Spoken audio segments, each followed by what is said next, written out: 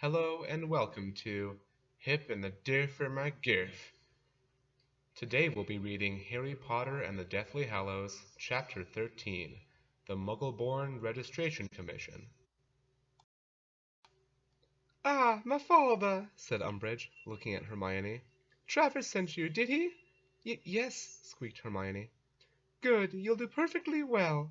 Umbridge spoke to the wizard in black and gold. "That's that problem solved, Minister. If my father can be spared for record keeping, we should be able to start straight away." She consulted her clipboard. 10 people today, and one of them the wife of a ministry employee. Tut tut. Even here, in the heart of the ministry. She stepped into the lift beside Hermione, as did the two wizards who had been listening to Umbridge's conversation with the minister. "We'll go straight down, my father. You'll find everything you need in the courtroom. Good morning, Albert. Aren't you getting out?" "Yes, of course," said Harry in Runcorn's deep voice. Harry stepped out of the lift. The golden grills clanged shut behind him. Glancing over his shoulder, Harry saw Hermione's anxious face sinking back out of sight, a tall wizard on either side of her, Umbridge's velvet hair bow level with her shoulder. "What brings you up here, Runcorn?" asked the new Minister of Magic. His long black hair and beard were streaked with silver, and a great overhanging forehead shadowed his glinting eyes, putting Harry in mind of a crab looking out from beneath a rock. "Needed a quick word with—" Harry hesitated for a fraction of a second. "Arthur Weasley. Someone said he was up on level 1. "Ah," said Pious Thickness. "Has he been caught having contact with an undesirable?" "No," said Harry, his throat dry. "No, nothing like that." "Ah, well, it's only a matter of time," said Thickness. "If you ask me, the blood traders are as bad as the mudbloods. Good day, Runcorn." "Good day, Minister." Harry watched Thickness march away down the thickly carpeted corridor. The moment the minister had passed out of sight, Harry tugged the invisibility cloak out from under his heavy black cloak, threw it over himself, and set off along the corridor in the opposite direction. Runcorn was so tall that Harry was forced to stoop to make sure his big feet were hidden. Panic pulsed in the pit of his stomach. As he passed gleaming wooden door after gleaming wooden door, each bearing a small plaque with the owner's name and occupant on it, the might of the ministry, its complexity, its impenetrability, seemed to force itself upon him, so that the plan he had been so carefully concocting with Ron and Hermione over the past 4 weeks seemed laughably childish. They had concentrated all their efforts on getting inside without being detected. They had not given a moment's thought to what they would do if they were forced to separate. Now Hermione was stuck in court proceedings, which would undoubtedly last hours. Ron was struggling to do magic that Harry was sure was beyond him. A woman's liberty possibly depended on the outcome, and he, Harry, was wandering around the top floor when he knew perfectly well that his quarry had just gone down the lift. He stopped walking, leaned against a wall, and tried to decide what to do. Silence pressed upon him. There was no bustling or talk or swift footsteps here. The purple carpeted corridors were as hushed as though the Muffliato charm had been cast over the place. Her office must be up here, Harry thought. It seemed most unlikely that Umbridge would keep her jewelry in her office, but on the other hand it seemed foolish not to search it to make sure.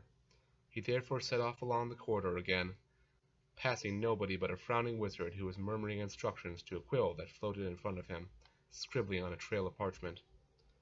Now paying attention to the names on the doors, Harry turned a corner.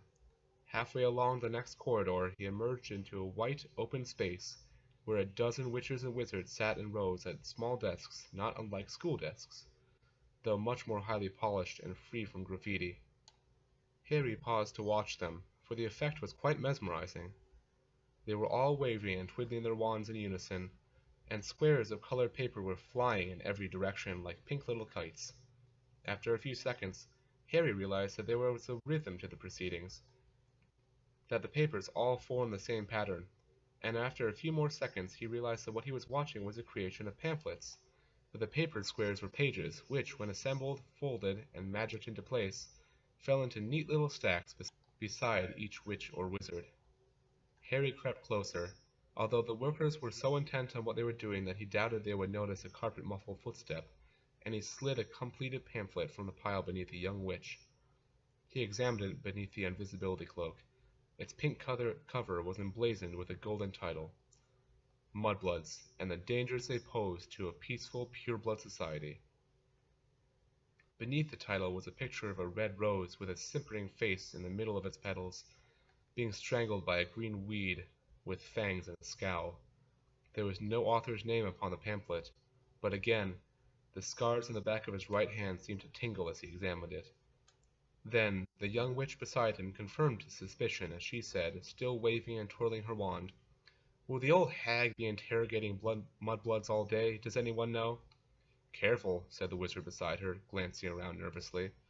One of his pages slipped and fell to the floor. "What? Has she got magic ears as well as an eye now?" The witch glanced toward the shining mahogany door facing the space full of pamphlet makers. Harry looked too, and rage reared in him like a snake. Where there might have been a peephole or a muggle front door, a large round eye with a bright blue iris had been set into the wood. An eye that was shockingly familiar to anyone who had known Alistair Moody. For a split second Harry forgot where he was and what he was doing there. He even forgot that he was invisible. He strode straight over to the door to examine the eye. It was not moving. It gazed blindly upward, frozen. The plaque beneath it read, Dolores Umbridge, Senior Undersecretary to the Minister. Below that, a slightly shinier new plaque read, Head of the Muggleborn Registration Commission. Harry looked back on the dozen pamphlet makers. Though they were intent upon the work, he could hardly suppose that they would not notice that the door to an empty office opened in front of them. He therefore withdrew from an inner pocket an odd object with little waving legs and a rubber bulbed horn for a body.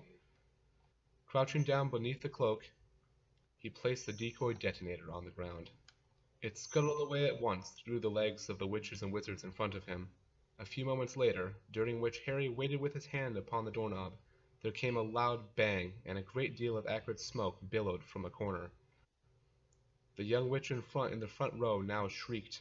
Pink pages flew everywhere as she and her fellows jumped up, looking around for the source of the commotion. Harry turned the doorknob, stepped into Umbridge's office, and closed the door behind him.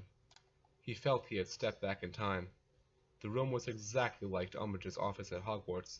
Lace draperies, doilies, and dried flowers covered every available surface. The walls bore the same ornamental plates, each featuring a highly colored, beribboned kitten, gambolling and frisking with sickening cuteness. The desk was covered in a flouncy, flowered cloth. Behind Mad Eye's eye, a telescopic attachment enabled Umbridge to spy on the workers on the other side of the door. Harry took a look through it and saw that they were all still gathered around the decoy detonator. He wrenched the telescope out of the door, leaving a hole behind, pulled the magical eyeball out of it, and placed it in his pocket. Then he turned to face the room again, raised his wand, and murmured, Accio Locket. Nothing happened, but he had not expected it to. No doubt Umbridge knew all about the protective charms and spells. He therefore hurried behind her desk and began opening the drawers.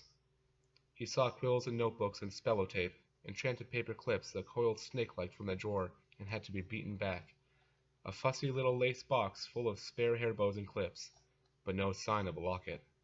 There was a filing cabinet behind the desk. Harry set to searching it. Like Filcher's filing cabinets at Hogwarts, it was full of folders, each labeled with a name. It was not until Harry reached the bottommost drawer that he saw something to distract him from his search. Mr. Weasley's file. He pulled it out and opened it. Arthur Weasley. Blood status. Pure blood, but with unacceptable pro-muggle learnings. Known member of the Order of the Phoenix. Family. Wife, pure blood. 7 children, 2 youngest at Hogwarts. N.B. Youngest son, currently at home, seriously ill. Ministry inspectors have confirmed. Security status. All movements are being monitored. Strong likelihood undesirable number 1 will contact. Has stayed with Weasley family previously. Undesirable number 1, Harry muttered under his breath, as he replaced Mr. Weasley's folder and shut the drawer. He had an idea he knew who that was, and sure enough, as he straightened up and glanced around the office for fresh hiding places, he saw a poster of himself on the wall, with the words Undesirable number 1 emblazoned across his chest. A pink little note was stuck to it with a picture of a kitten in the corner. Harry moved across to read it and saw that Umbridge had written, To be punished. Angrier than ever, he proceeded to grope in the bottoms of the vases and baskets of dried flowers, but was not at all surprised that the locket was not there. He gave the office one last sweeping look, and his heart skipped a beat.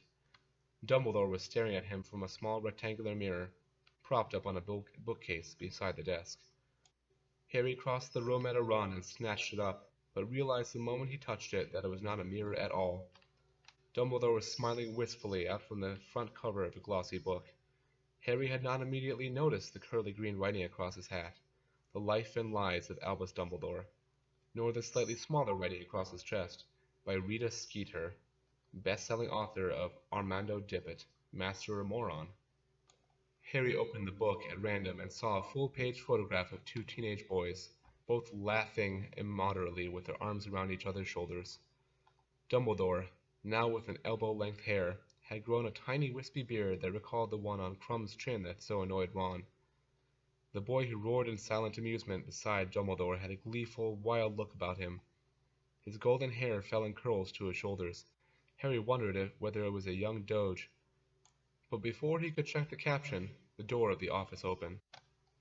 If Thickness had not been looking over his shoulder as he entered, Harry would not have had time to pull the invisibility cloak over himself. As it was, he thought Thickness might have caught a glimpse of movement, because for a moment or two he remained quite still, staring curiously at the place where Harry had just vanished. Perhaps deciding that all he had seen was Dumbledore scratching his nose in the front of the book, for Harry had hastily replaced it upon the shelf. Thickness finally walked to the desk and pointed his wand at the quill standing ready in the ink-pot. It sprang out, and began scribbling a note to Umbridge. Very slowly, hardly daring to breathe, Harry backed out of the office into the open area beyond. The pamphlet makers were still clustered around the remains of the decoy detonator, which continued to hoot feebly as it smoked. Harry hurried off up the corridor as the young witch said, "I bet it sneaked up here from that experimental charms. They're so careless. Remember that poisonous duck?" Speeding back toward the lifts, Harry reviewed his options. It had never been likely that the locket was here at the Ministry, and there was no way of bewitching its whereabouts out of Umbridge, while she was sitting in a crowded court. Their priority now had to be to leave the Ministry before they were exposed, and try again another day. The first thing to do was to find Ron, and then they could work out a way of extracting Hermione from the courtroom. The lift was empty when it arrived. Harry jumped in and pulled off the invisibility cloak as it started its descent. To his enormous relief, when it rattled to a halt at level 2, a soaking wet and wild-eyed Ron got in. "Morning," he stammered to Harry as the lift set off again. "Ron, it's me, Harry." "Harry! Blimey, I forgot what you looked like. Why isn't Hermione with you?" "She had to go down to the courtrooms with Umbridge. She couldn't refuse, and—" But before Harry could finish, the lift had stopped again. The doors opened, and Mr. Weasley walked inside, talking to an elderly witch whose blonde hair was teased so high it resembled an anthill.